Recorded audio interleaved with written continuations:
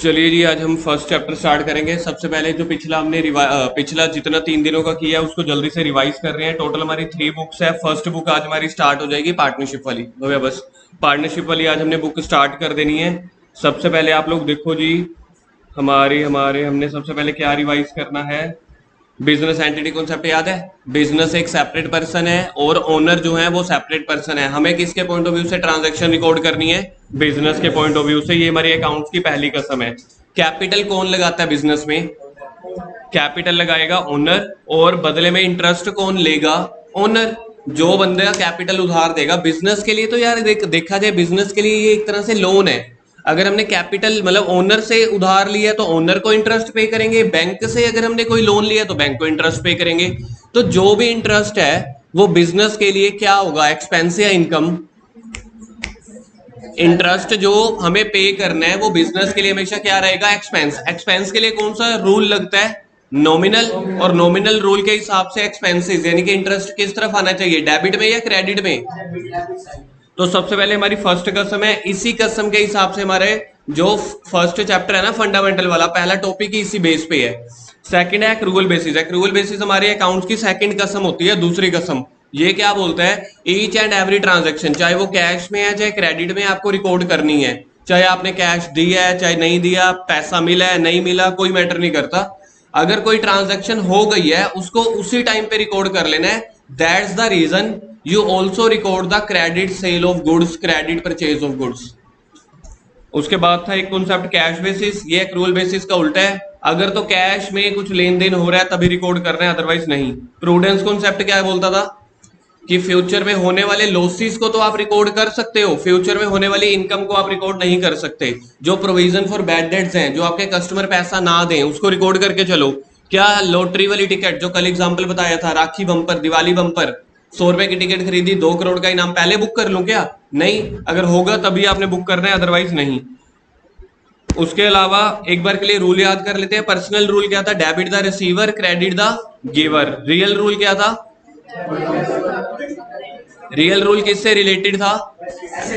Nominal rule किससे related होता है? एक्सपेंसेस और इनकम से। क्या बोलते हैं? Debit all expenses and losses, credit all incomes and gains. सबसे पहले पी एंड एल अकाउंट का फॉर्मेट देख लो। डेबिट साइड पे सारे क्या आ रहे हैं? डेबिट साइड पे देखना एक्सपेंसेस, क्रेडिट साइड पे सारी क्या आ रही हैं? इनकम्स। तो यही अब आपको काम में आएगा। डेबिट साइड में सारे खर्चे, क्रेडिट साइड में सारे इनकम्स। सबसे मजे की बात यह है +2 में ट्रेडिंग अकाउंट होता ही नहीं है, कंबाइंड बोल दिया जाता है बस trading and P and L account. तो अलग से आपको ग्रोस प्रॉफिट निकालना ही नहीं, सिर्फ और सिर्फ नेट प्रॉफिट काम में आएगा। पी एंड एल अकाउंट के बाद मैंने आपको ना यहाँ पे एक फॉर्मेट तो आपको लिखवाना भूल गया था बेटा। चलो अब वो चैप्टर में ही लिखवा दूंगा। पी एंड एल के बाद मेरे को पी एंड एल एप्रोप्रिएशन का फॉर्मेट लिखवाना था। कंपनी के केस में मैंने कल आपको लिखवाया था, देखो ये पी एंड एल का फॉर्मेट है।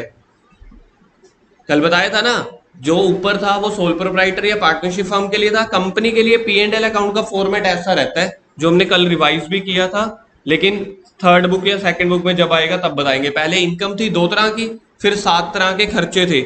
इनकम में से खर्चे माइनस कर दिए थे तो तुम्हारे पास आ गया था पीबीटी। कौन सा पीबीटी की किसी को फुल फॉर्म याद है? उसके बाद गवर्नमेंट आ जाएगी, क्या कर रहे हैं? मेरा टैक्स दे दो, मेरा टैक्स दे दो। तो गवर्नमेंट को टैक्स दे देंगे, फिर क्या आ जाएगा? Profit after tax. Short form में इसको बोला जाता है पैट। क्या बोला जाता है? पैट। कंपनी की बैलेंस शीट है जी, ठीक है जी, ओके हो गया। जर्नल एंट्रीज हमने कल रिवाइज की थी, ठीक है। अब आप लोग आ जाओ चैप्टर नंबर 1 पे, स्टार्ट कर रहे हैं हम।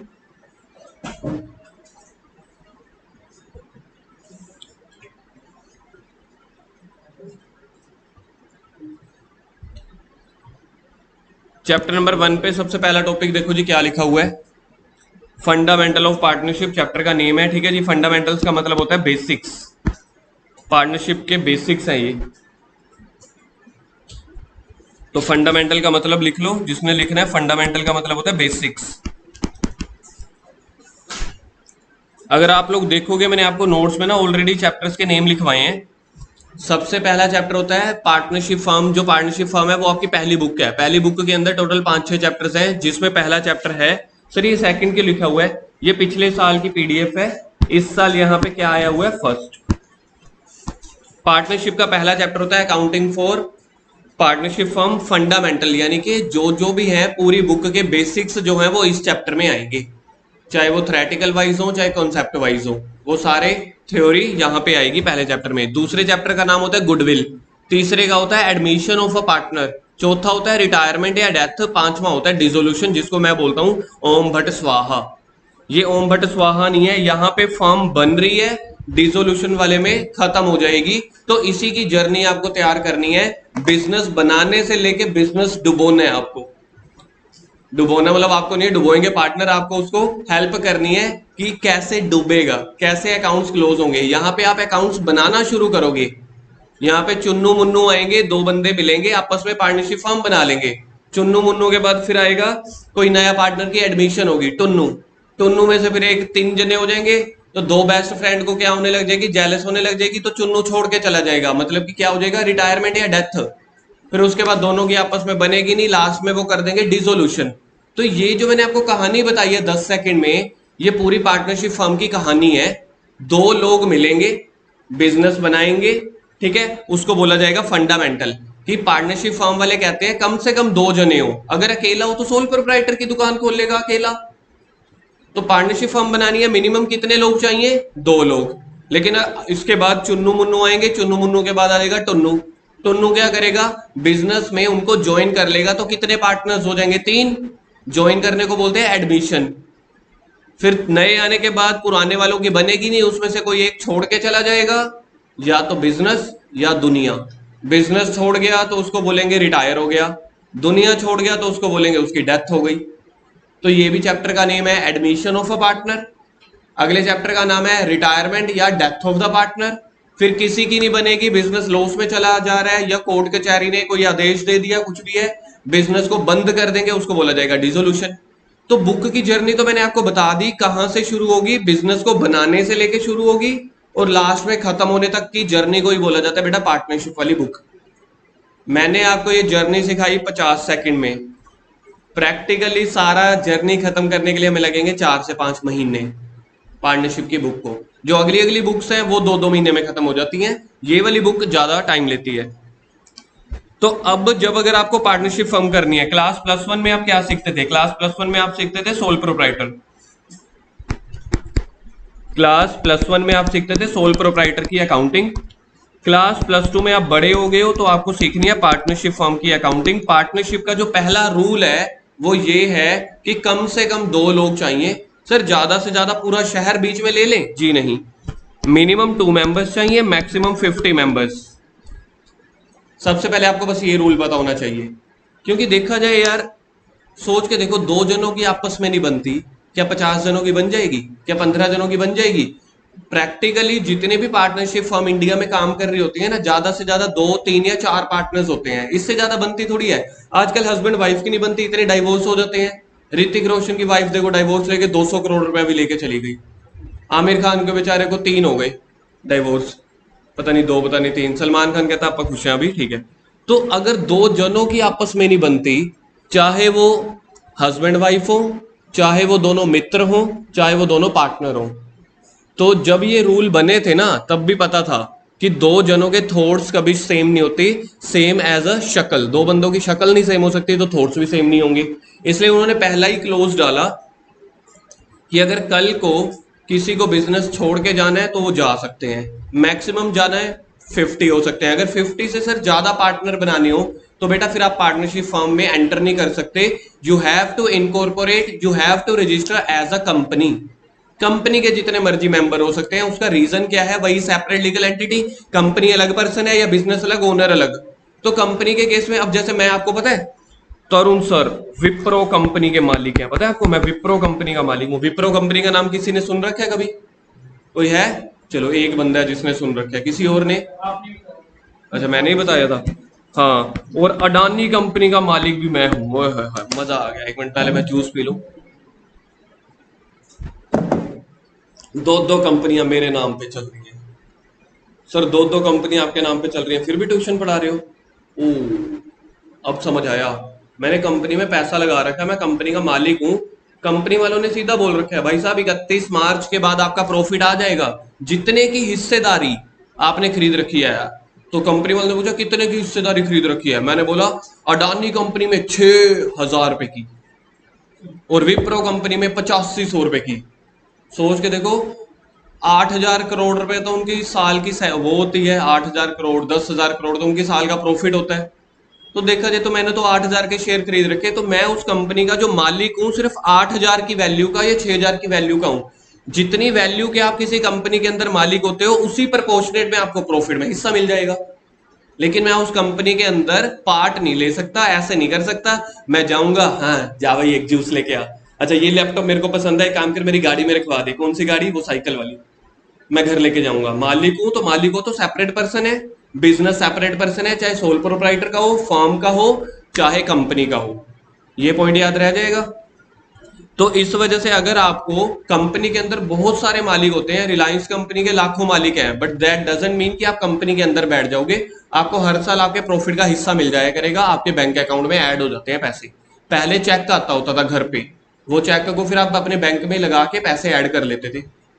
अब आजकल क्या होता है, आजकल तो यूपीआई है, पेमेंट हो जाती है, तो सारा कुछ ऑनलाइन पैसे आ जाते हैं। तो जिन कंपनी का मालिक हूं, मेरे को विप्रो का डिविडेंड जो मिला था, मेरे को विप्रो का डिविडेंड मिला था मार्च में। पता है कितने रुपीस का डिविडेंड मिला था? सोच के देखो, मेरे को डिविडेंड मिला था जी यहाँ पे 37 रुपए का।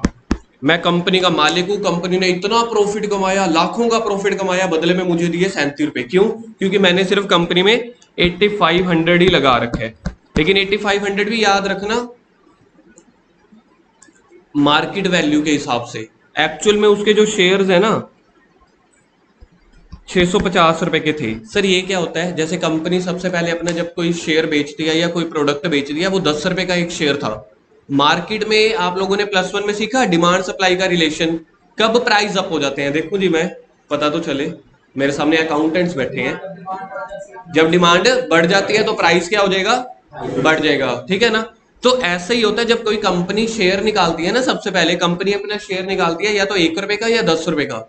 मार्केट में इतनी ज्यादा डिमांड होती है, खरीदने वाले बहुत सारे हो जाते हैं, तो प्राइस बढ़ते चले जाते हैं। तो जो मेरे पास 8500 के शेयर्स है ना, वो तो मार्केट वैल्यू पे है। एक्चुअल में उसकी फेस वैल्यू इतनी है सिर्फ। तो मेरे को देखो, मैं रातों रात करोड़पति बन गया था, 37 रुपए का डिविडेंड मिला था मुझे। तो मैं कंपनी का मालिक हूँ, कंपनी ने मेरे अकाउंट में सीधा 37 रुपए जमा किए।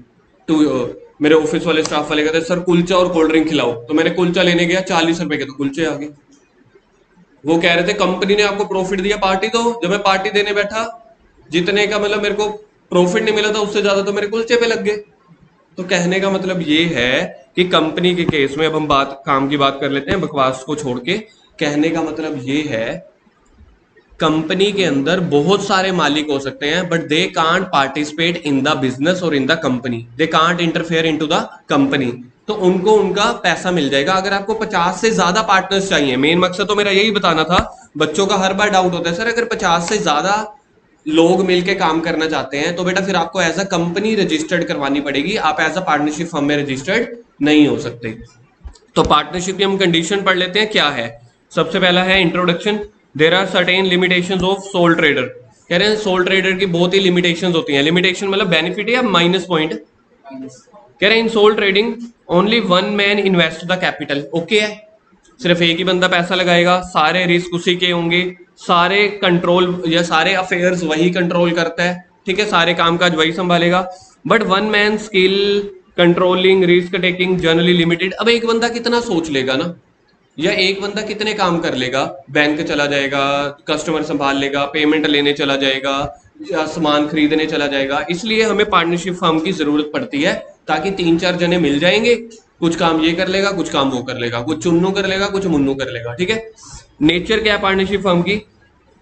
कह रहे हैं partnership firm is treated as a separate business entity. लिखो जी ऊपर, पहली कसम, पहली पहली कसम है। अभी मैंने आपको कॉपी पे लिखवाया हुआ है ये पहली कसम आपकी।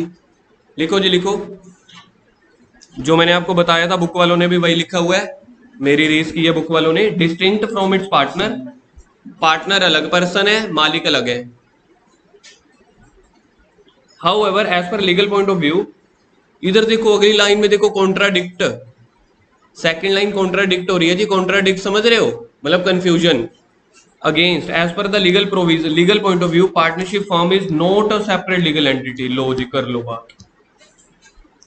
इन other words It has no existence separate from partner. It means in case of bankruptcy of partnership, private estate of partner would be liable. पढ़ो जी।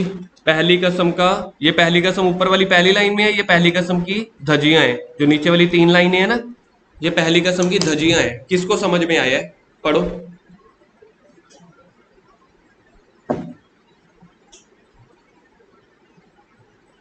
फर्स्ट लाइन तो वही है जो हम पिछले कई महीनों से पढ़ रहे हैं, दोनों अलग हैं। लेकिन लीगल पॉइंट ऑफ व्यू से बोला दोनों अलग नहीं है। क्यों अलग नहीं है? ऐसा क्यों बोला गया कि कल को अगर कोई लॉस हो गया बिजनेस में, बहुत ज्यादा भयंकर लॉस हो गया, पार्टनरशिप फर्म में बिजनेस में पैसे ही नहीं पड़े, पार्टनर पहले ही सारा पैसा लेके फुर्र हो गए, तो कहाँ जाएंगे? बैंक वाले क्रेडिटर कहाँ जाएंगे? तो उसके घर पे जाएंगे। उसके घर का जो सामान है वहां से भी वसूल कर सकते हैं, सिर्फ इसी पॉइंट ऑफ व्यू से कि अगर कल को बैंकरप्सी हो गई। बैंकरप्सी का मतलब होता है लॉस। अगर बिजनेस घाटे में चला गया, लिखो बैंकरप्सी का मतलब लिखो लॉस। अगर बिजनेस घाटे में चला गया, ठीक है जी, वो जो लेनदार थे, लेनदार पता है कौन होते हैं? क्रेडिटर या बैंक वाले। वो उसके घर पे गए, कहते हैं हाँ भाई अब तेरे से पैसा वसूल करेंगे पर्सनली। कहता नहीं जी नहीं, मैं तरुण सर के पास पढ़ा हूं, तरुण सर ने पढ़ाया था। बिजनेस अलग पर्सन है, बिजनेस के ओनर अलग पर्सन है। हम तो ओनर है ना, तो आप हमारे घर में थोड़ी जा सकते हो, हमारी दुकान में जाओ, जो पड़ा उठा लो। तो वो दुकान पे गए, पता लगा दुकान किराए की थी। वो अपना सारा सामान लेके, जो पार्टनर थे वो तो छूमंतर हो गए। फिर कौन लोग? क्रेडिटर फिर गए कोर्ट में, कोर्ट में अपनी अपनी गाथा सुनाई। ठीक है, क्रेडिटर, उनकी आंखों से आंसू नहीं रुक रहे थे, वो बेचारे रोते चले गए, रोते चले गए। सर सर सर ऐसे ऐसे कह रहे हैं, तरुण सर को ही पहले जेल में डालो। तरुण सर ने इनको पाठ पढ़ाया था, क्या कहा? बिजनेस अलग है, ओनर अलग है, तो इन्होंने हमसे बैंक से लोन भी ले लिया, उधार भी ले लिया सामान। अब कह रहे हैं दोनों सेपरेट लीगल एंटिटी है। कोर्ट कहता है अच्छा ये बात। पहले तो उन्होंने मुझे फटकार लगाई कि क्या आप पहली लाइन तक पढ़ा के बच्चों को भेज देते हो कि जाओ पेपर दे के आओ, सिर्फ यहां तक पढ़ाते हो? पहले तो कोर्ट ने मुझे बोला हाँ भाई क्या चक्कर है, सिर्फ इतनी लाइन क्यों पढ़ाता है? येलो वाली लाइन पढ़ानी है तो पूरी पढ़ा। मैंने कहा और क्या लाइन है जी, मैंने तो देखी नहीं, मैंने तो यही का यही रट्टा मार रखा है बचपन से। तो कोर्ट ने मेरे को बोला बेटा ध्यान से पढ़ा करो, आगे की 3 लाइनें भी जरूरी हैं। दोनों सेपरेट पर्सन है, अकाउंटिंग को रिकॉर्ड करने के पर्पस के लिए तो ठीक है, लेकिन अगर बिजनेस में घाटा हुआ, इन केस अगर बैंकरप्सी हुई पार्टनरशिप फर्म की, घाटा हो गया बिजनेस को, और पार्टनर बिजनेस से सारी एसेट चुरा के चले गए, घर पे ले गए, और ये कह दिया कि दोनों सेपरेट पर्सन है, आप तो बिजनेस को पकड़ो ना, हम तो ओनर तो डिफरेंट है। तो कहते हैं उस केस में प्राइवेट एस्टेट का मतलब होता है पर्सनल एसेट्स ऑफ पार्टनर। लिख लो, प्राइवेट एस्टेट ऑफ पार्टनर का मतलब होता है personal assets would become liable to meet the firm's date.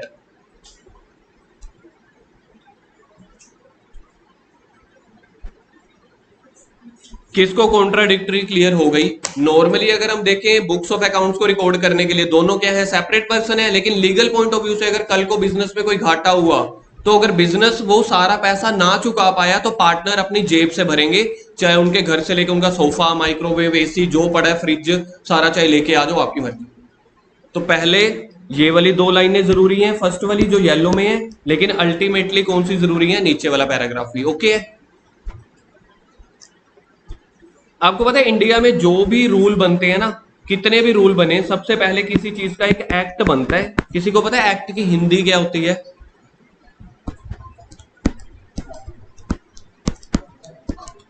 Act की हिंदी होती है कानून। कोई भी अगर आपको रूल बोलने हैं, अब बेटा जो मैंने आपको बोला, मैंने आपको ये बोला कि पार्टनरशिप फर्म में मिनिमम कितने मेंबर होने चाहिए और मैक्सिमम कितने, और मैक्सिमम 50 होने चाहिए। लेकिन ये बोला किसने? सर आपने ही तो बोला था, अभी हमने तो याद कर लिया।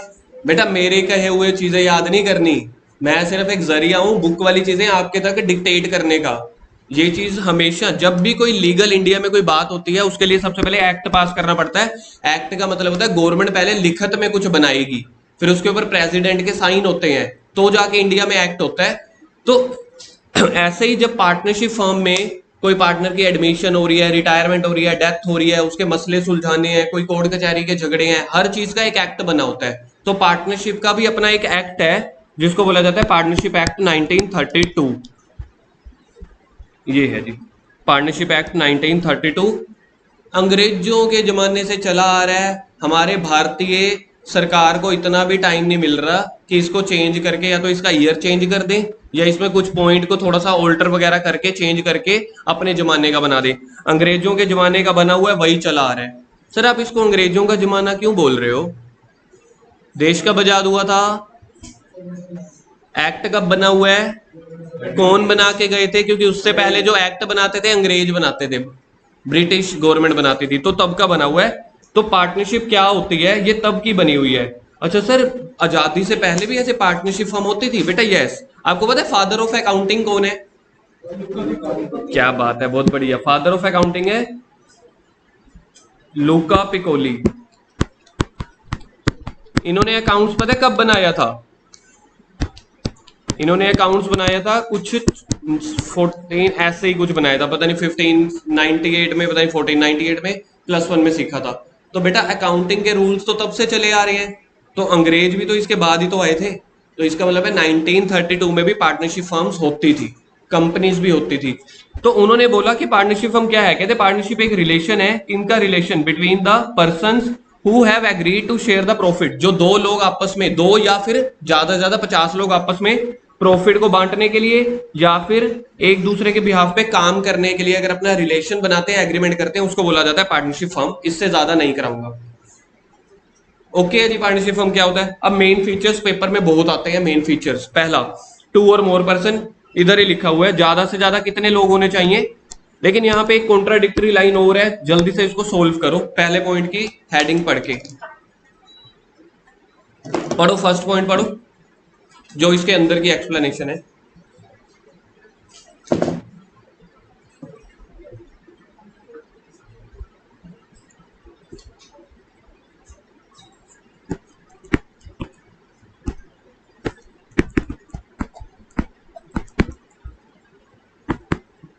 इसको ना बना लेना बुक पे सबसे ऊपर, ठीक है। मिनिमम मेंबर कितने होने चाहिए?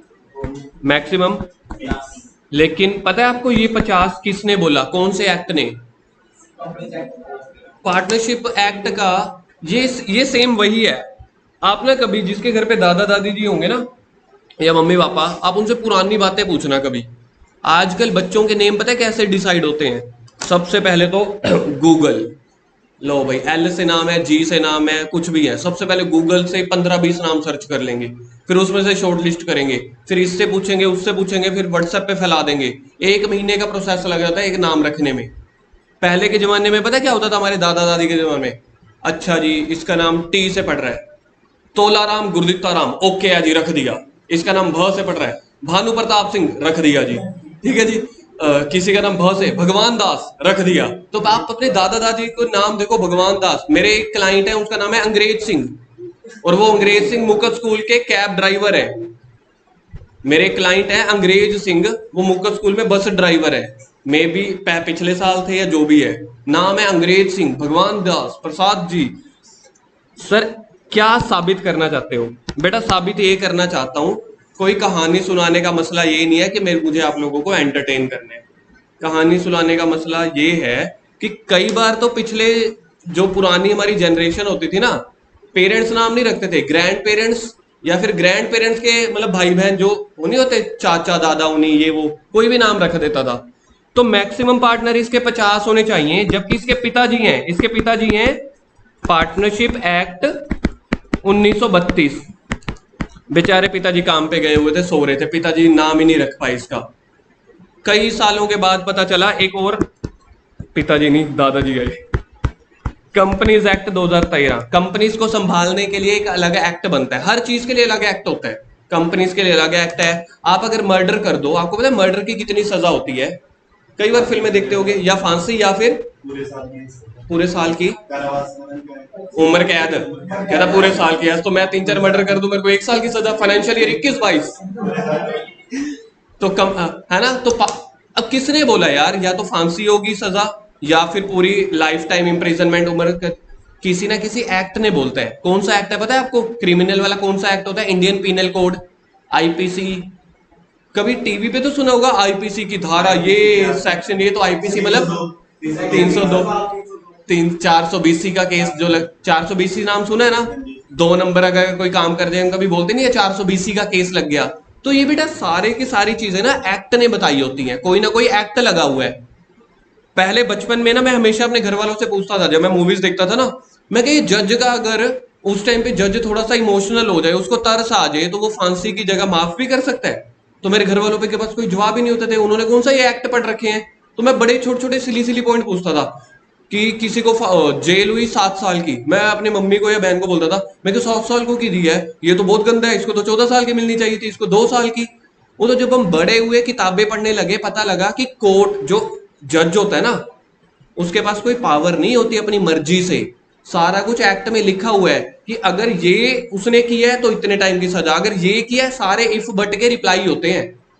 कुछ भी जज की अपनी मर्जी नहीं होती, अपनी मर्जी को बोलते हैं बेस्ट जजमेंट, वो अलाउड नहीं होता, बहुत रेयर केसेस में अलाउड होता है। हर चीज को लिखा गया होता है। मिनिमम पार्टनर 2 है, मैक्सिमम 2 है, तो सर आपने बता दिया, हमने रट लिया, पेपर में 1 नंबर का आ जाएगा, मेरे कहने से कुछ नहीं है, मैंने भी पढ़ा था। तो इसके जो 50 मेंबर्स है ना, इसके जो पिताजी थे, पार्टनरशिप एक्ट, ये बेचारे सो रहे थे।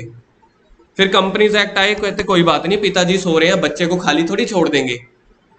तो कंपनीज एक्ट 2013 ने इसको पाला पोसा और बड़ा किया, कहते हमारी परछाई में रहियो, मिनिमम 2 मेंबर, मैक्सिमम 50 मेंबर। ये पार्टनरशिप एक्ट ने नहीं बताया, ये कंपनीज एक्ट ने बताया है। सर 5 मिनट लगाने का रीजन ये है ताकि आपको ये कहानी याद रहे, एग्जाम में ऑलरेडी क्वेश्चन बन चुका है ये जो 50 मेंबर है वो किस एक्ट ने बताया है। बच्चों ने हमेशा सुन रखा है सर पार्टनरशिप किया तो पार्टनरशिप एक्ट ही बताएगा ना, नहीं बेटा, ये याद रखना, ये उस टाइम पे स्लीपिंग पार्टनर थे, ये बेचारे सो रहे थे पिताजी इसके, तो दादाजी आए कंपनीज एक्ट वाले, उन्होंने बताया। ठीक है, पेपर में अगर 1 नंबर में क्वेश्चन आया मिनिमम मेंबर कितने होने चाहिए, मैक्सिमम, किस एक्ट ने बताया, लेकिन वैसे पार्टनरशिप का अपना एक्ट कौन सा है, 1932, जो कंपनीज एक्ट है वो 2013 है, तो इसने बताया था। तो पहली चीज आपको ये याद रखनी है। अगला पॉइंट देखते हैं क्या है। सेकंड पॉइंट है एग्रीमेंट, 2 जने आपस में एग्री करेंगे तभी तो बिजनेस खोलेंगे, बस बाकी अपने आप पढ़ लेना। यहाँ पे देखो कोई पॉइंट है काम का, result on agreement, not by agreement, लो जी एग्जाम का क्वेश्चन, जो जो मैं आपको बताता चला जा रहा हूँ वो एग्जाम के क्वेश्चन है, ये लो ये वाली लाइन एग्जाम का क्वेश्चन। अगर मैं आपको नहीं पढ़ाऊंगा तो आप मेरे को आंसर कुछ और दे देते। क्या ये जो एग्रीमेंट है, जो 2 बंदे आपस में चुन्नू मुन्नू कर रहे हैं, क्या ये एग्रीमेंट राइटिंग में होना चाहिए। सर किस चीज का एग्रीमेंट, पार्टनरशिप फर्म का, चुन्नू और मुन्नू मिल गए, ये देखो ये है चुन्नू, ये है मुन्नू, ये दोनों पार्टनरशिप करना चाहते हैं, तो पार्टनरशिप के लिए सबसे पहला तो होना चाहिए 2 या 2 से अधिक पर्सन, तो पहला ये है, दूसरा ये है, उनके बीच में एग्रीमेंट होना चाहिए। एग्रीमेंट देखो ओरल भी हो सकता है, राइटिंग भी। तो अगर पेपर में क्वेश्चन आया कि क्या ओरल, जो पेपर में क्वेश्चन आता है वो ट्रू फॉल्स की फॉर्म में आया था, क्या ओरल एग्रीमेंट वैलिड होगा कि नहीं होगा, कहता नहीं होगा। सबसे नालायक कौन, भव्या, लिखा तो हुआ है these agreement can be either oral और राइटिंग, तो ये मेन लाइन है। तीसरी, ज्यादा नहीं ना, मैंने अभी आपको क्या बोला, इतनी सारी पिछले 5 महीनों की, तेरे को क्या लग रहा है कि मैं मतलब क्या सुना रहा था, यही तो कहानी सुना रहा था।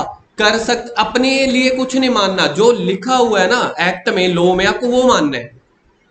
आप जो कह रहे हो ना कि ज्यादातर रिटर्न में होना चाहिए, बिल्कुल ठीक है, लेकिन पॉइंट ये है पेपर में अगर 1 नंबर का आया ट्रू या फॉल्स या एमसीक्यू, तो एमसीक्यू में तो तू एक्सप्लेनेशन नहीं लिख सकता ना, उसका तो आंसर क्या लिखना पड़ेगा, एक्ट ने बोल दिया मे बी इधर ओरल और राइटिंग, तो ओरल भी आप एग्रीमेंट कर सकते हो, राइटिंग भी। तीसरा है बिजनेस जो होना चाहिए, एक तो बिजनेस होना चाहिए दोनों में, और प्रॉफिट मोटिव के पर्पज से आप लोगों ने बिजनेस करना है। चौथा है शेयरिंग ऑफ प्रॉफिट, आपस में प्रॉफिट शेयर भी कर लेना। If some person join hands to run some charitable activity it shall not be called partnership firm. 2 जने हैं, वो कह रहे हैं कि हमने तो सिर्फ जगराते करवाने हैं राजपुरा में। राजपुरा के लोगों में क्या सबसे ज्यादा फेमस है, आप देख लो, हर गली में कीर्तन हो रहे होते हैं, शाम को रात को जागरण हो रहे होंगे। तो अगर कुछ ऐसी प्रथा आपने खोलनी है, गुरुद्वारे मंदिर वाली, कुछ भी चैरिटेबल, तो अब आप पार्टनरशिप फर्म नहीं खोल सकते। पार्टनरशिप फर्म के लिए क्या होना चाहिए, तीसरे नंबर पे देखो बिजनेस होना चाहिए, और आपका पर्पस प्रॉफिट मोटिव होना चाहिए। Further if a partner derived his right और share of profit it can not be called partner. अगली लाइन पढ़ के देखना, if a partner deprived of his right share of profit it cannot be called, he cannot be called a partner। अगर किसी partner, किसी बंदे को business में प्रॉफिट मिल रहा है, जरूरी नहीं है वो पार्टनर होगा, but it is not necessary that all partners should share the loss. जैसे चुन्नू मुन्नू, तीसरा आ गया, तीसरा कौन आया था? टुन्नू। तीसरा आया था टुन्नू। टुन्नू ने बोला मैं बिजनेस के प्रॉफिट में तो हिस्सा लूंगा, लेकिन अगर बिजनेस में लॉस हुए तो मैं हिस्सा नहीं लूंगा। तो क्या ऐसा पार्टनर बिजनेस में ज्वाइन कर सकता है या नहीं कर सकता? जानने के लिए आप लोग अपने आप पढ़ो, लिखा हुआ है। कहानी समझ आ गई? एक बंदा कह रहा मैं सिर्फ प्रॉफिट में हिस्सा लूंगा, लॉस में नहीं। क्या ऐसा अलाउड है? लिखा हुआ है सामने, देखो।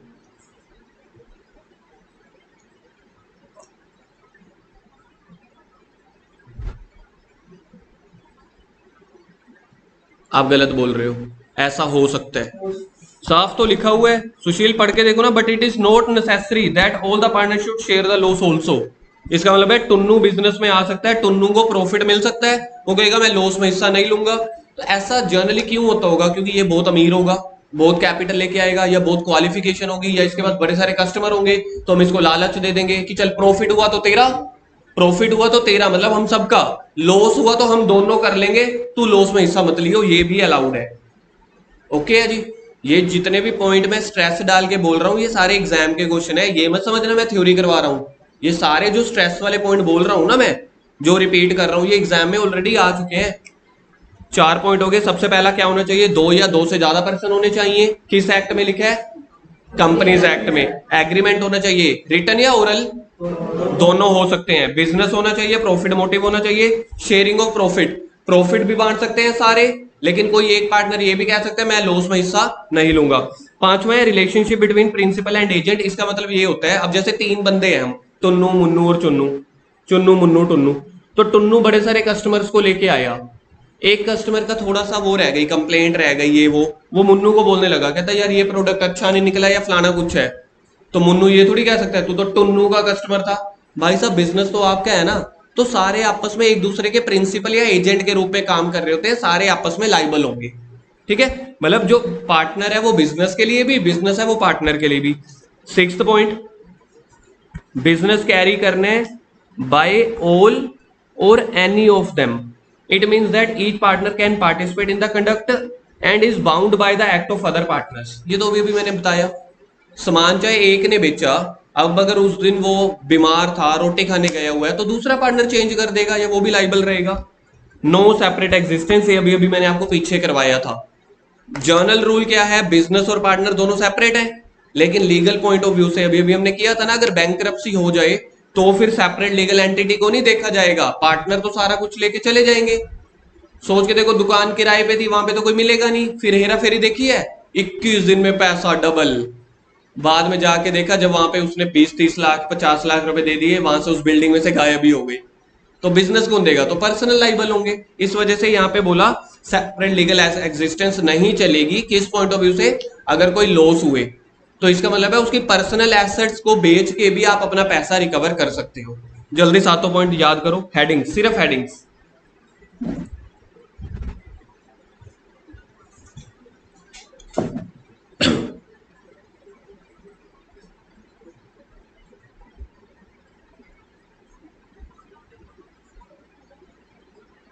टू और मोर पर्सन, एग्रीमेंट। ठीक है, एग्रीमेंट के बाद था एग्जिस्टेंस ऑफ बिजनेस या प्रॉफिट में प्रॉफिट मोटिव, फिर शेयरिंग ऑफ प्रॉफिट हो गया, फिर relationship as a principal and agent हो गया, बिजनेस कैरी डाउन या तो सारे करेंगे या उसमें से कोई कर लेगा, कोई बीमार हो गया तो नहीं करेगा, और नो सेपरेट एग्जिस्टेंस। अगला पॉइंट है right of a partner. Partner के पास क्या क्या राइट होते हैं? पढ़ना पहला क्या है? कह रहे हैं शेयर प्रॉफिट और लॉस। ठीक है, प्रॉफिट लॉस बांट के चलेंगे। Take part in the business, ठीक है जी। Right to be consulted, consulted का मतलब है एक दूसरे से पूछ के डिसीजन लिए जाएंगे। Right to inspect the books, जो भी बिजनेस की बुक्स बन रही होंगी सारे एक दूसरे के साथ देख सकते हैं, अपने आप पढ़ लेना, बिल्कुल ही बकवास पॉइंट है, मेरे करवाने लायक कुछ नहीं है। ये वाला पॉइंट है जी करवाने लायक। हाँ, 7th इंपॉर्टेंट मार्क करो। ये तो प्रैक्टिकल क्वेश्चन का भी पार्ट है, एग्जाम में ये आया हुआ है कम से कम भी 6-7, ई की पावर 6-7। ई मतलब एग्जाम 6-7 मतलब 6-7 बार आ चुका है। अगर कोई पार्टनर ने बिजनेस को लोन दिया, सर ऐसा भी होता है? जी हाँ। देखो, बिजनेस ने लोन लेना है बैंक वालों से, बैंक उसको दे रहे थे 10% इंटरेस्ट पे। पार्टनर कह रहा है मेरे पास फालतू पड़ा है, मैं बिजनेस को लोन दे देता हूँ, बदले में मेरे को इंटरेस्ट दे देना। अगर तो एग्रीमेंट हो गया 9% पे, फिर तो 9% ही लेंगे। लेकिन अगर कोई एग्रीमेंट ना हुआ, लोन दे दिया, तो फिर भी बिजनेस 6% इंटरेस्ट देगा ही देगा। क्या बोला मैंने? ये पार्टनर है, ये बिजनेस है। पार्टनर ने बिजनेस को लोन दिया, लोन दिया 12% पे, तो फिर 12% इंटरेस्ट ही भरना पड़ेगा। दिया 8% पे, मतलब जितने पे दिया उतना देना पड़ेगा। लेकिन अगर साइलेंट है क्वेश्चन, कुछ पार्टनरशिप एग्रीमेंट में बताया ही नहीं, तो फिर जो ये बिजनेस इसको इंटरेस्ट देगा ना, फिर बस 6% के हिसाब से देगा। पढ़ के देखना, 7 पॉइंट समझ में आते हैं?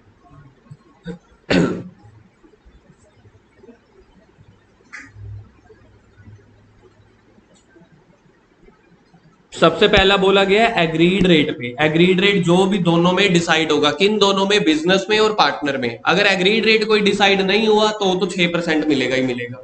आ गया समझ? इसके बाद है LLP, limited liability partnership. 7th point features का क्या कहता था, कोई मेरे को बता सकता है? फीचर्स का 7th पॉइंट का मीनिंग नहीं है ना? एक ही पर्सन माने जाएंगे। क्यों एक ही पर्सन माने जाएंगे? क्योंकि बिजनेस में कोई घाटा हो गया तो उसकी पर्सनल एसेट्स को बेच देंगे। सोच के देखो, अगर कोई जेन्युइन केस हुआ, जेन्युइन केस समझ रहे हो कि हाँ भाई बिजनेस में घाटा पड़ गया, किसी ने चीटिंग नहीं की, अब बिजनेस की जितने भी एसेट्स थी या पैसा था वो बैंक को चुका ही नहीं पा रहे थे हम, या क्रेडिटर को पेमेंट देने के लिए थे नहीं, वो घर पे आया, एक ही टूटा सा बेड पड़ा था वो लेके चला गया, माइक्रोवेव पड़ा था वो लेके चला गया, घर पे कुछ रह ही नहीं गया, तो इस केस में देखा जाए तो इंसानियत की मृत्यु नहीं हो गई? वाह सर क्या डायलॉग है, इंसानियत की मृत्यु हो गई जी। ठीक है, इस पॉइंट को ध्यान में रख के ना, कई सालों से ये पॉइंट चला आ रहा था, पार्टनरशिप वालों ने फिर से अपने हक के लिए आवाज उठाई। कहते जब कंपनी के केस में लिमिटेड लाइबिलिटी होती है, जो कंपनीज होती है ना उनकी लाइबिलिटी लिमिटेड होती है, जितने का एक शेयर होता है मैक्सिमम उतनी लाइबिलिटी, जबकि पार्टनरशिप के लिए तो अनलिमिटेड लाइबिलिटी है, उसके घर की प्रॉपर्टी भी आप बेच सकते हो, इसी को बोला जाता है अनलिमिटेड लाइबिलिटी। कहते एक काम करो, पार्टनरशिप वालों ने आवाज उठाई, कहते हम रहना तो पार्टनरशिप फर्म में चाहते हैं, कंपनी में नहीं चाहते, लेकिन हमें कंपनी का एक गुण दे दो, एक फीचर। कंपनी के केस में हर जो ओनर होते हैं ना उनकी लाइबिलिटी लिमिटेड होती है। जैसे मैं विप्रो कंपनी का मालिक हुआ, सोच के बड़ा ही मजा आता है, विप्रो कंपनी का मालिक तरुण सर, अडानी कंपनी का मालिक मैं। कंपनी को अगर बहुत ज्यादा घाटा हो गया, सोच के चलो मेरे पास विप्रो के सिर्फ 6,000 रुपए के शेयर्स हैं, कंपनी को घाटा हुआ 50,000 का, तो मेरा 6,000 रुपए तो वो तो डूब ही गया जो मैंने कंपनी में लगाए हुए हैं। बाकी 44,000 वो मेरे घर से लेने आएंगे नहीं, क्योंकि कंपनी में लाइबिलिटी होती है लिमिटेड, जितने के आपने शेयर खरीद रखे हैं ज्यादा से ज्यादा उतने, तो ज्यादा से ज्यादा मैंने जो 6,000 रुपए के खरीद रखे हैं मेरे डूब गए। पार्टनरशिप फर्म के केस में उसके घर की प्रॉपर्टी भी हम ले जाते थे, अनलिमिटेड लाइबिलिटी बोलते हैं। तो पार्टनरशिप वालों ने एक आवाज उठाई, कहते हमें दर्जा तो पार्टनरशिप फर्म का चाहिए, लेकिन हमें एक फीचर एक्स्ट्रा दे दो, लिमिटेड लाइबिलिटी वाला।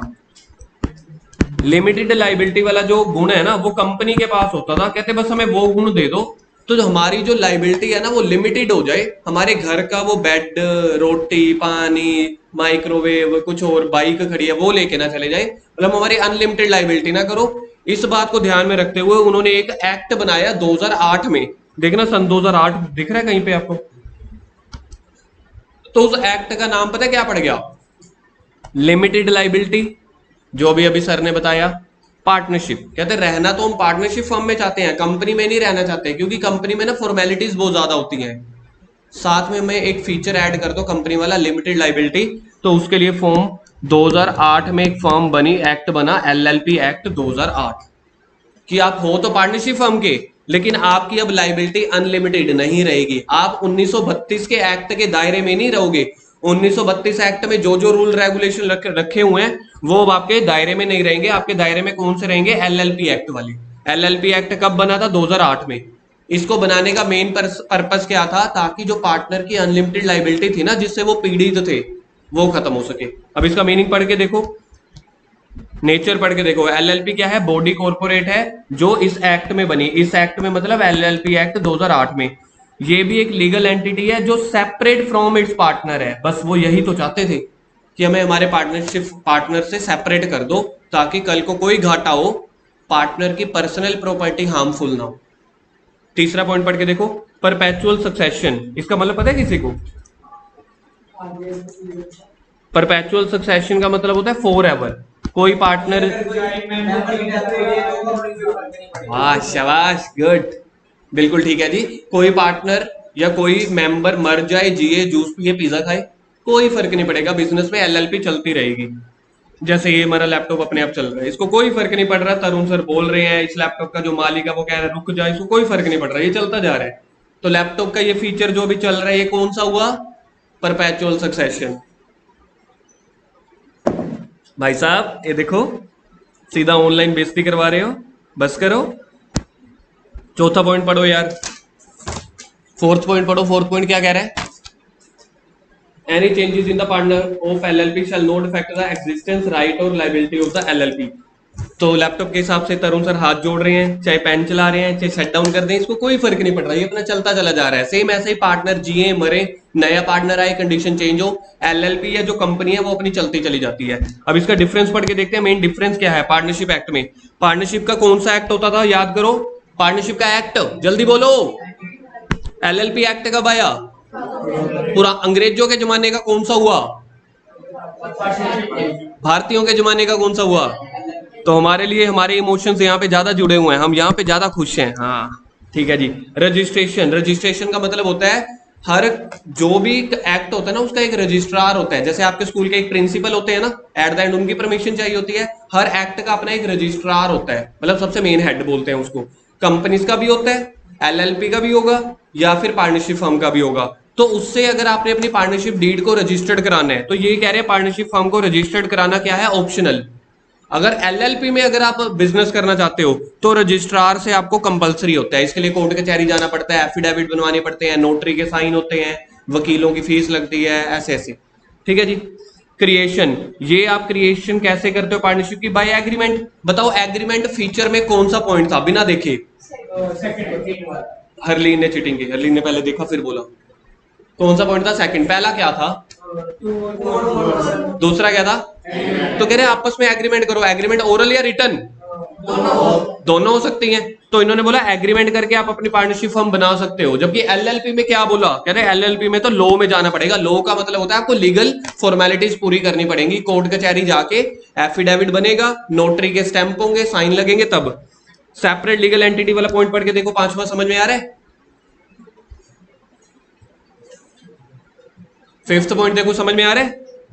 इसकी सेपरेट लीगल एंटिटी नहीं है, यानी कि अनलिमिटेड लायबिलिटी रहेगी, यहां पे नहीं। सिक्स्थ, परपेचुअल सक्सेशन, कह रहे हैं ये डू नोट, दो पार्टनर है, एक मर गया, बिजनेस हम बंद कर देंगे, ये चलता नहीं जाएगा, लेकिन वहां पे परपेचुअल सक्सेशन होती है। सेवंथ पॉइंट पढ़ो, नंबर ऑफ मेंबर।